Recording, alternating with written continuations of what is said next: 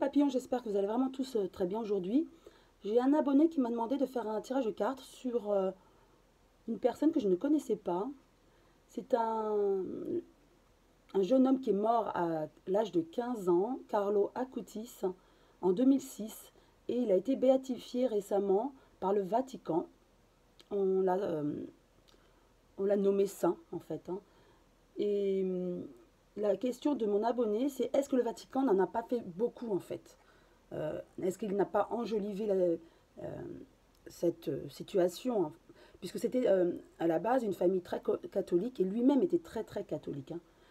A priori, on aurait retrouvé son corps intact après plusieurs années, d'où la béatification. Hein. Donc, on va voir. Déjà, je pose la question avec l'oracle G, qui il était, et ensuite, est-ce que le Vatican n'a pas utilisé en fait, ce fait pour faire parler de lui, quoi. Alors, on va parler donc de ce Carlo Acutis. Mais a priori, les gens disaient que c'était vraiment une très belle personne.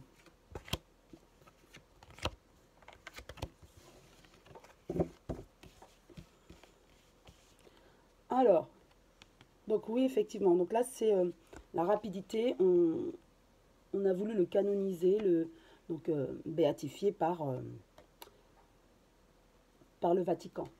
Donc on a la carte 8 côté lune. Ça, c'est la chance. Donc pour moi, c'est quelqu'un qui était vraiment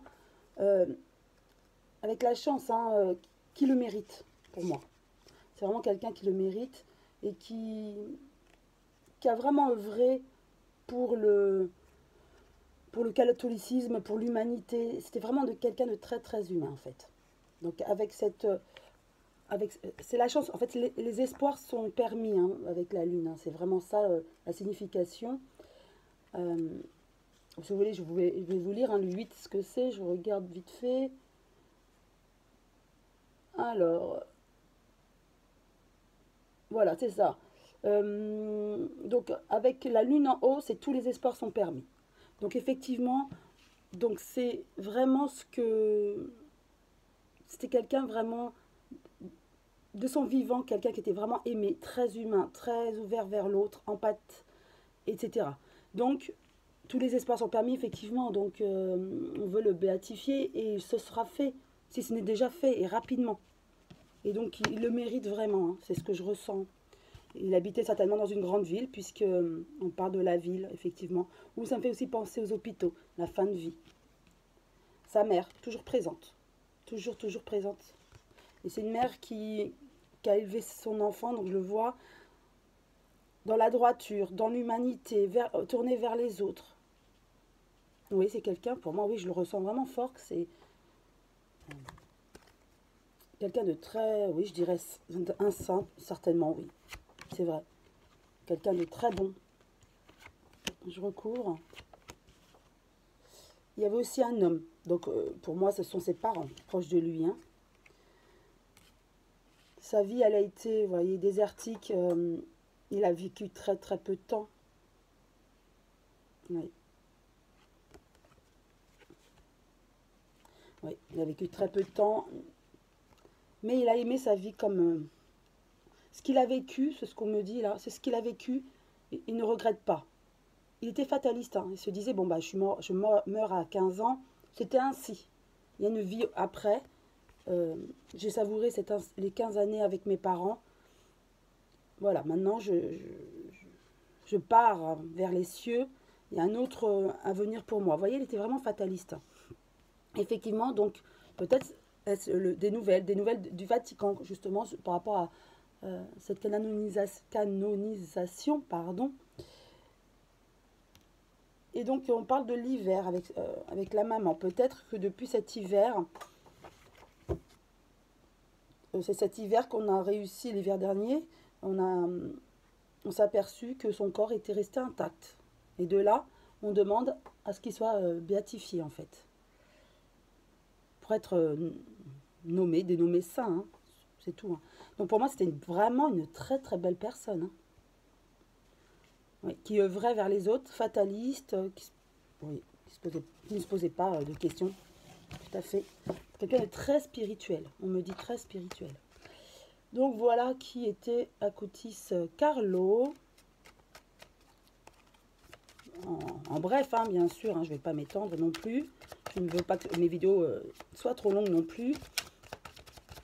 Maintenant, est-ce que le Vatican prend cette histoire pour lui ou pour, voilà, pour le Vatican en fait, hein, pour lui-même? On a la carte 32. Alors la carte 32 signifie le serpent, donc c'est tout ce qui est hypocrite, des commérages. En fait, autour de cette canonisation, si on dit ainsi, il y a beaucoup de... On parle beaucoup en fait. Oui, on parle beaucoup, justement on se pose la question, est-ce qu'ils ne vont pas tirer profit de cette histoire? Est-ce que c'est parce que la famille était vraiment catholique, elle œuvrait pour le catholicisme, vous voyez? Donc il y a beaucoup de médisances qui se passent autour de tout ça. Donc on va voir si le fait qu'il soit sacré saint, c'était bien fondé en fait. Hop, 2 cartes sont tombées. Je les regarde. Alors je vous les montre. On a la rose, bonheur, le bien-être intérieur et la maladie. Donc ça, on parle de lui. Hein. C'était quelqu'un vraiment qui était heureux de vivre, qui était heureux de faire du bien. Et la maladie est arrivée, quoi. Ça a été foudroyant. Donc pour moi, avec ça, on parle beaucoup, c'est vrai, on parle beaucoup autour de tout ça. Il y a des rumeurs pour savoir est-ce que c'est vraiment bien fondé ou quoi. Mais on me dit, non, mais c'était quelqu'un, regardez, c'était quelqu'un qui ne posait pas de questions, qui était heureux de vivre, qui aimait la vie. Et la mort l'a emporté. Donc pour moi, voilà la réponse. Hein, c'est certainement bien fondé, hein, cette canonisation. C'était quelqu'un de... Voilà. De toute façon, pour que quelqu'un devienne saint, il faut que son corps soit, au bout de quelques années, intact. Et c'est ce qui est arrivé. Donc je pense que le Vatican a fait ce qu'il devait faire. Certainement que le fait... je parle juste en tirer 3. Le fait que ce soit une famille catholique, ça aide aussi, certainement. L'abondance, la richesse. Donc on a la maladie et une femme. Donc pour moi, c'est une femme, donc c'est sa maman certainement. C'était quelqu'un qui avait beaucoup de richesse en lui, Carlo Acutis. La maladie l'a emporté, c'est sa maman qui a dû faire la demande auprès du Vatican.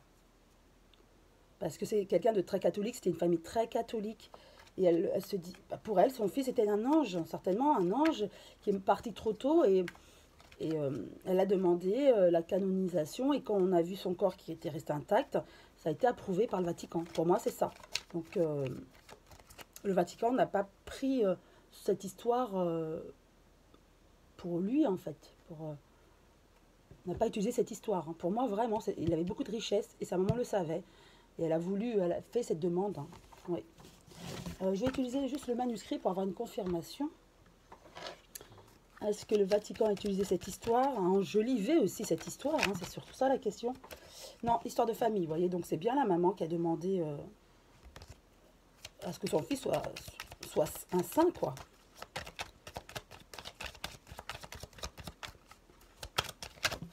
Et donc ils ont fait comme pour les autres, hein, la même procédure pour Carlo comme pour les autres. Donc nous avons de nouveau une femme, donc pour moi c'est encore sa maman. Un homme, son papa qui soutient. Ils avaient des choix à faire concernant cette canonisation. Donc tous les deux ont fait ce choix que leur fils soit reconnu comme tel, un saint.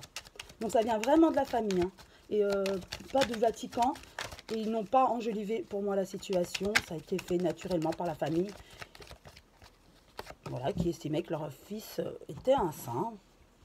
Ça a été un ange sur terre. Je vais en tirer 5. En première, union. Oui, ils étaient tous unis. Hein. famille unis tous voilà, dans cet esprit spirituel catholique, et la maladie est venue. Ils mettent le petit grain de sel, grain de sable, pardon, dans la destinée de cette famille qui était heureuse, très heureuse, et je sens beaucoup d'amour dans cette famille, et voilà, ça a été une grosse tristesse quand il est parti. Ça a été médiatisé, très médiatisé, et cette canonisation sera encore médiatisée. Hein. Voilà, cette canonisation avec la mort de ce jeune homme, ça a été vraiment médiatisé, et encore aujourd'hui, c'est en Italie, hein, il me semble que c'est un Italien, on va, oui, c'était en Italie, on va encore en parler de cette canonisation. Hein. Donc voilà, pour répondre à mon abonné, effectivement, pour moi, c'était une très belle personne. C'était vraiment un ange sur terre, comme on peut le dire. Le Vatican n'a pas enjolivé cette histoire, et ce sont les parents. La maman a poussé à ça aussi, mais on voit vraiment le couple soudé. Donc les parents ont vraiment demandé à ce qu'il soit béatifié. Voilà, et qu'il devienne un saint, comme les autres personnes qui sont devenues des saintes après avoir ouvert la tombe, le caveau, et avoir vu que le corps était intact au bout de quelques années. Donc les parents voilà, ont fait cette demande comme d'autres familles auraient fait cette demande.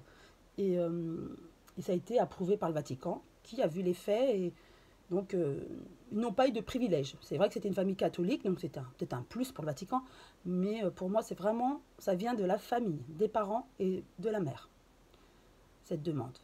Donc voilà, en tout cas, j'espère que cette vidéo vous a plu et que vous avez appris des choses sur Carlo Acutis comme moi-même. Et puis, je vous souhaite une très belle journée. Je vous dis à très bientôt les papillons.